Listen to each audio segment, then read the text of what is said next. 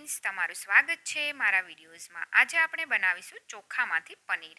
જો તમારા ઘરે મહેમાન આવી જાય અને પનીર ઘરમાં નથી તો તેમાં આપણે ચોખામાંથી પનીર બનાવી શકો છો। અને આ સબ્જી ચોખામાંથી પનીર બનાવવા છતાં પનીર જેવી જ ટેસ્ટી લાગે છે। અને તેમાં નાના બાઉલ જેટલા ચોખામાંથી 1 કિલો જેટલું પનીર બનાવી શકો છો। આ વિડીયોઝમાં હું તમને પનીર બનાવતા શીખવાડીશ અને એ જ પનીરની સબ્જી બનાવીશું। આવી ટેસ્ટી સબ્જી તમારે બનાવી હોય તો આ વિડીયોઝ છેલ્લે સુધી જોજો। અને જો તમને પસંદ આવે તો લાઈક કરજો, શેર કરજો, સબસ્ક્રાઈબ કરજો અને બેલ બટન ક્લિક કરવાનું ના ભૂલતા। આપણે બનાવે ચોખામાંથી પનીર। અહીંયા મેં એક નાનો બાઉલ ચોખા લીધા છે। આ ચોખાને મેં 2 થી 3 વાર સારા પાણીમાં સાફ કરી લીધા છે। એક પેન લઈશું, પેનની અંદર ચોખા ઉમેરીશું, 2 ડુંગળી, 1 ટમેટું, 2 મરચાં, 1 આદુનો ટુકડો ઉમેરીશું, 1 ગ્લાસ પાણી ઉમેરીશું। પછી એમને 10 મિનિટ માટે બોઇલ કરી લઈશું। 10 મિનિટ થઈ જાય છે તો બોઇલ થઈ ગયેલી સબ્જી નીકાળી લઈશું।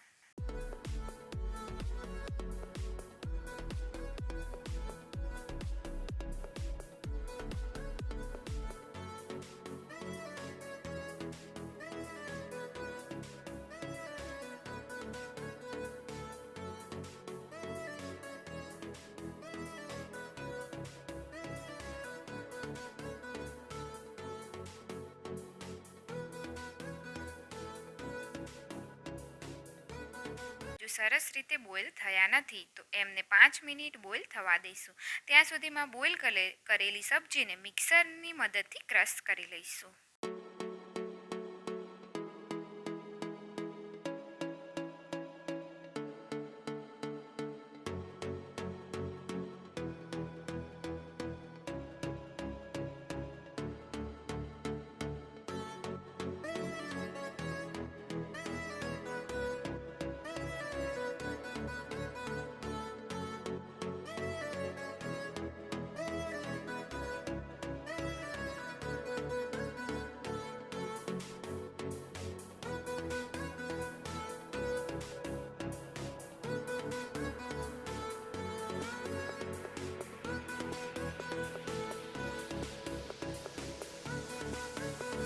અને બટેટા બફાઈ ગયા છે તો થોડી વાર માટે મેં ઠંડા થવા માટે મૂકી દીધેલા હતા। હવે ચોખા અને બટેટા ઠંડા થઈ ગયા છે તો આપણે મિક્સરની મદદથી સરસ રીતે એમને ક્રશ કરી લઈશું।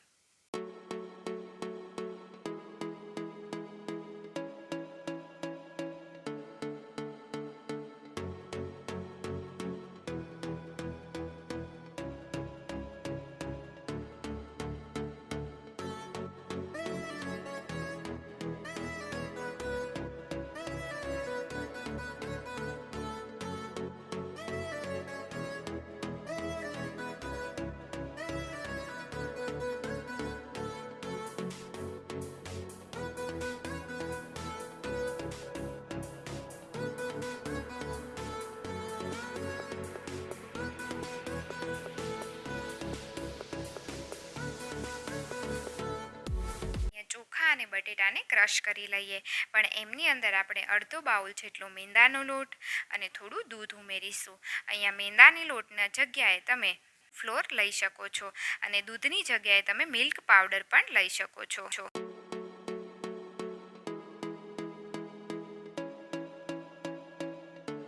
સરસ રીતે ક્રશ થઈ ગયું છે તો આપણે પનીર બનાવી લઈએ। પનીર બનાવવા માટે એક નાની એવી ડીશ લઈશું। ડીશની અંદર થોડું એવું તેલ નાખી અને એમને બધી જ બાજુ સ્પ્રેડ કરી લઈશું।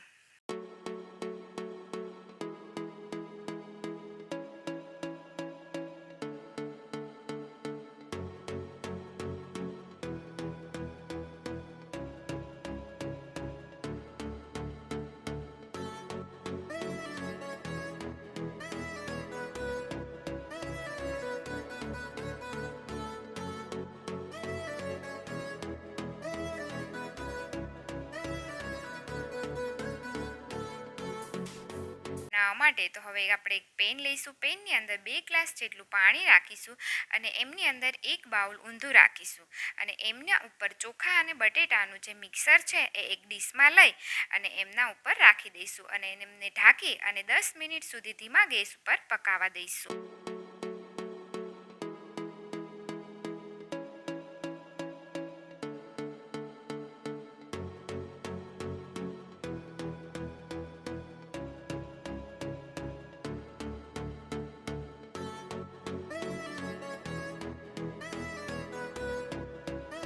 થાય છે ત્યાં સુધીમાં સબ્જી તૈયાર કરી લઈએ.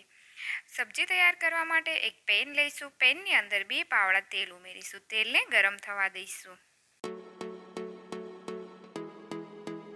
થઈ ગયું છે તો આપણે જીરું ઉમેરીશું અને એની પછી આ બધા સૂકા મસાલા ઉમેરીશું. બધા મસાલાને તેલની અંદર થોડીવાર સાતળવા દઈશું.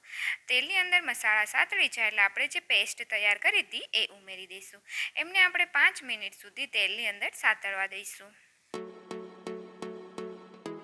મસાલા કરીશું. મસાલામાં હળદર, સ્વાદ અનુસાર મીઠું, કલર માટે કાશ્મીરી મરચું, આ બધા મસાલા ઉમેરીને 1 ગ્લાસ પાણી ઉમેરીશું.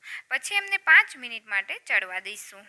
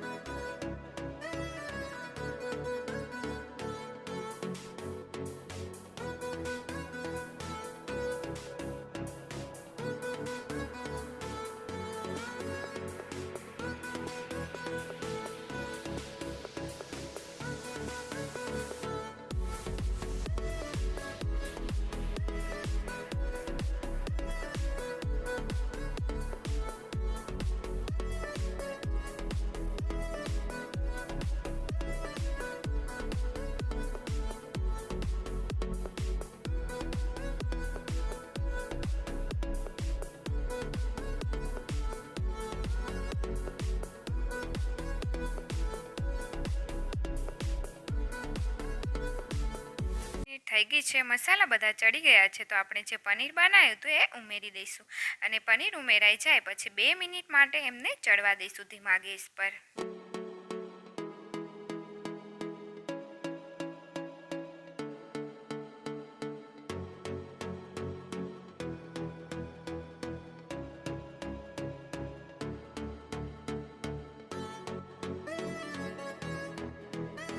ટેસ્ટી સબ્જી તૈયાર થઈ ગઈ છે. તમે જરૂરથી ટ્રાય કરજો.